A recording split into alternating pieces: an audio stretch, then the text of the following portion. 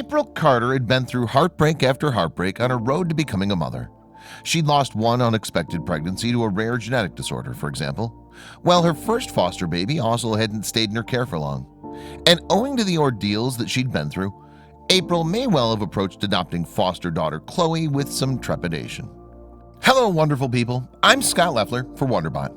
And here is: when this foster mom adopted a child in need, the judge's words brought her to tears. Before we begin, make sure to smash that like button, subscribe to our channel, and click the notification bell for more amazing videos.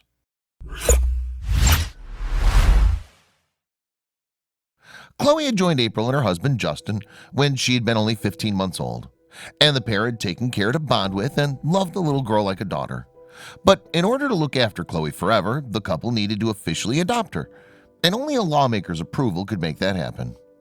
So on Valentine's Day 2019, April and Justin sat before Judge Natalie T. Chase to await her verdict on the matter. And when April heard the judge's short explanation for her decision, as well as Justin's heartfelt response to the ruling, the already emotional woman was driven to tears. But prior to reaching this moment, U.S. Army veteran Justin and family photographer April had already been through a lot. A couple of months before they were set to marry, for instance, the pair had received the shock of their lives after taking a pregnancy test and seeing it come back positive. The news had stunned April and her then fiance, as she later wrote for Love What Matters, because they had expected to struggle with infertility. Instead, though, Justin and April's life together started off in almost fairy tale fashion.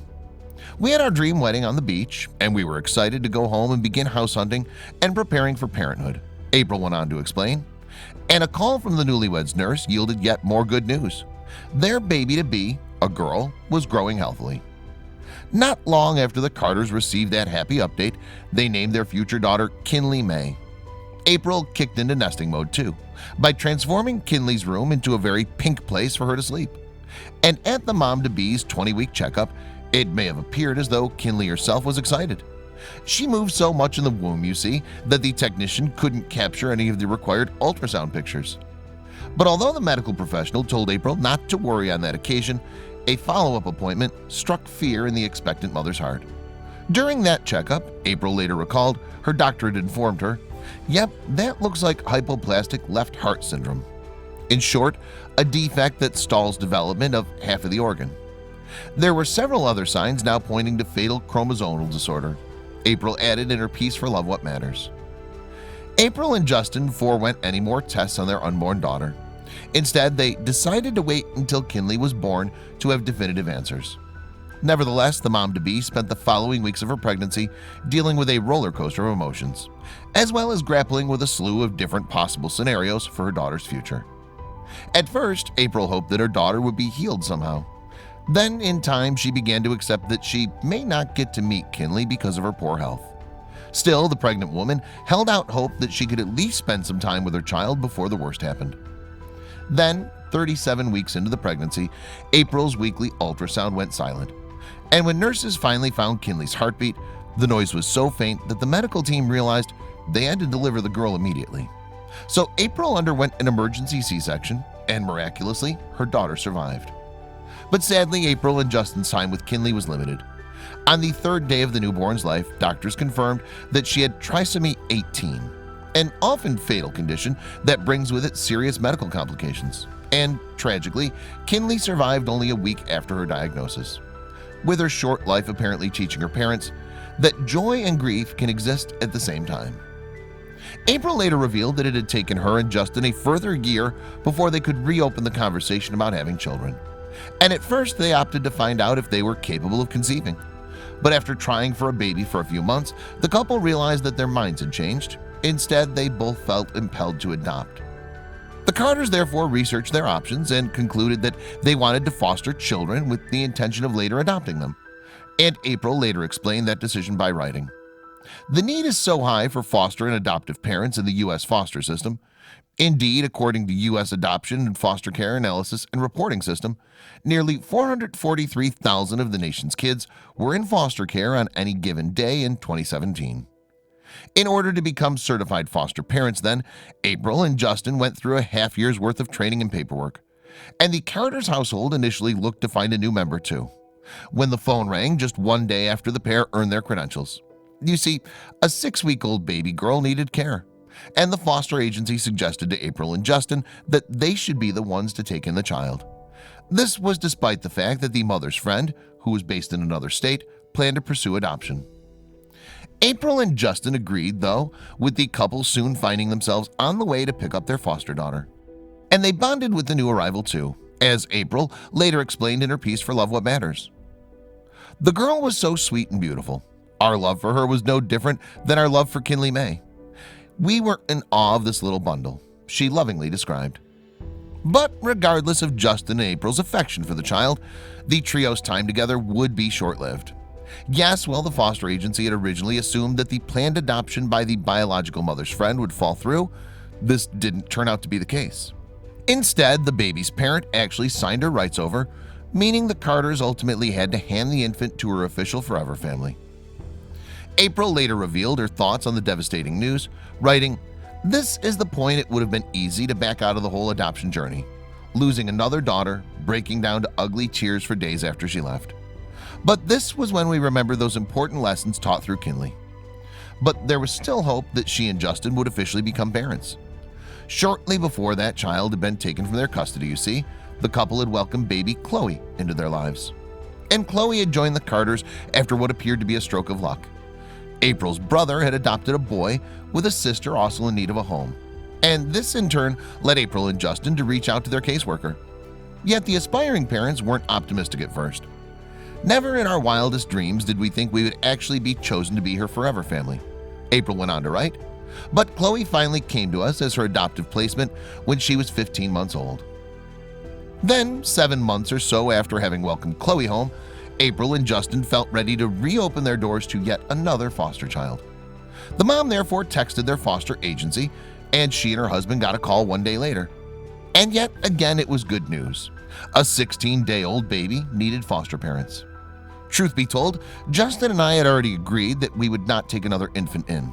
No way we would put ourselves in a situation to experience infant loss again, April would admit in her Love What Matters article. But the couple eventually remembered all the good that had come from bringing home their first foster baby, leading them to accept the offer. And as it happens, they introduced Chloe to her new sister, nicknamed Baby K, that same night. So with both Chloe and Baby K at home, April and Justin had plenty to do parenting-wise. And as the couple had their hands full, they duly chose to remove their names from the agency's list of potential fosterers. Even so, the two had always dreamed of bringing home another child, perhaps one a few years older than Chloe.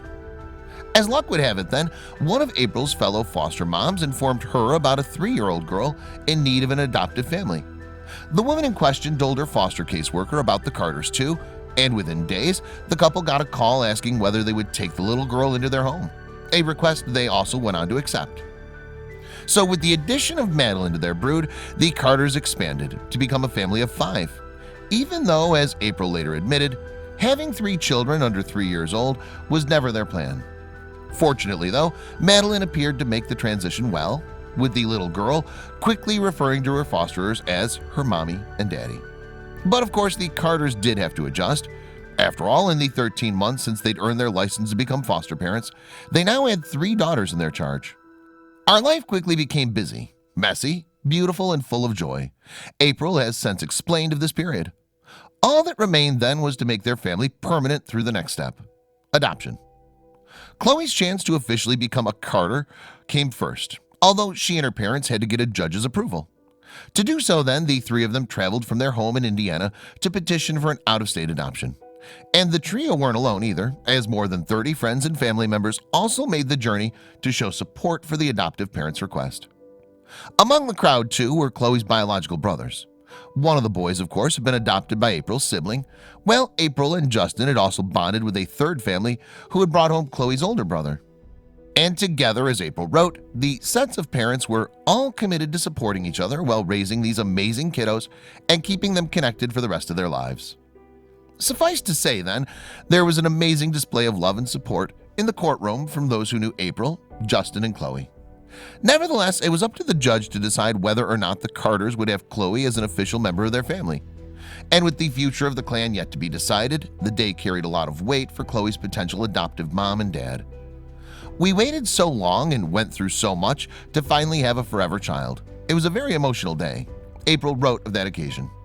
She also described how she did her best to remain composed, and she was successful in that endeavor for the most part. Even so, her feelings did bubble to the surface when it came time for people to testify on the Carters' behalf. April wrote, "I blinked back tears as the caseworker and attorney spoke highly of how Chloe was doing in our home and how meant to be we all were for each other. Then, finally, the judge was ready to hand down her decision, and the conversation that transpired made it impossible for April to hide her emotion. After hearing what Chloe's caseworker and the Carters' attorney had to say, Judge Chase looked at the potential parents and simply said, 'Thank you for taking a child in need.' Justin's response was even more heartwarming, however. 'We needed her more,' his wife has reported him as saying. Then, following that exchange, April's tears began to flow freely. Perhaps because her husband's word hit home. She later wrote, 'There's so much truth in that statement. We needed Chloe, and it seemed as though Judge Chase knew that too.' At the very least, the official had made her decision, one that the Carters had likely been keenly awaiting. 'The final decree of adoption of the child is hereby granted,' Judge Chase declared, 'and the name of the child is hereby changed to Chloe Marie Carter.' Then, after she'd finished reciting the legal protections and privileges that came with her designation, the judge warmly congratulated April and Justin. And everyone in the courtroom clapped upon hearing the news, including Chloe herself. Members of the group beamed too as they gathered together for photos in which April held a sign that read, 'Prayed for, longed for, loved, adopted.' The message also shared the date on which the adoption had become official, which just so happened to be Valentine's Day 2019. The Carter family story was far from over though, and on May 19, 2019, April shared an update on their saga via Facebook. In particular, she revealed that she and her husband had received an official date for Madeline's adoption hearing, which was scheduled to take place on June 28th of that year. 2019 is shaping up to be a very busy year for our growing family, the mom added. What's more, there had been yet more good news regarding baby Kay, as a March 2019 court date had crystallized the Carters' future with their youngest foster daughter. April wrote on Facebook, "That month, we are so excited to announce that baby Kay's case plan has officially adoption." So, Chloe's adoption potentially marked the first of 3 for April and Justin. But the mom seemingly hasn't been daunted by the process. Instead, she considers it just the beginning of her and her husband's parenthood story. Indeed, as April explained for Love What Matters, they plan to continue growing their family through foster care and adoption. And on Mother's Day 2019, April made it clear just how happy she was in her role as a mom. "Never in my wildest dreams did I think we would have 4 perfect daughters," she wrote on Facebook, referring to Kinley, Chloe, Madeline, and baby Kay. "I am blessed and oh so busy." Of course, April knows that not every person dreaming of parenthood has seen their wish come true yet. That's why she concluded her Love What Matters piece with a bit of advice for anyone experiencing a rough period, particularly those who have dreamed of building families of their own. "My advice to any person going through a hard time is to always keep your focus on the joy and stay open-minded about God's plan for your life," April said. "Your life does not need to look like anyone else's for it to be full of joy and beauty." And in conclusion, April wrote, "It would have been easy for us to fall apart over infertility, infant loss, or a failed adoption. Instead, we've chosen joy." The mom had simply trusted in her destiny, in fact, and as she put it, that plan does not disappoint. At the very least, it led her and her husband to receiving the happy family that they'd always wanted, and their clan is likely only going to continue to grow too.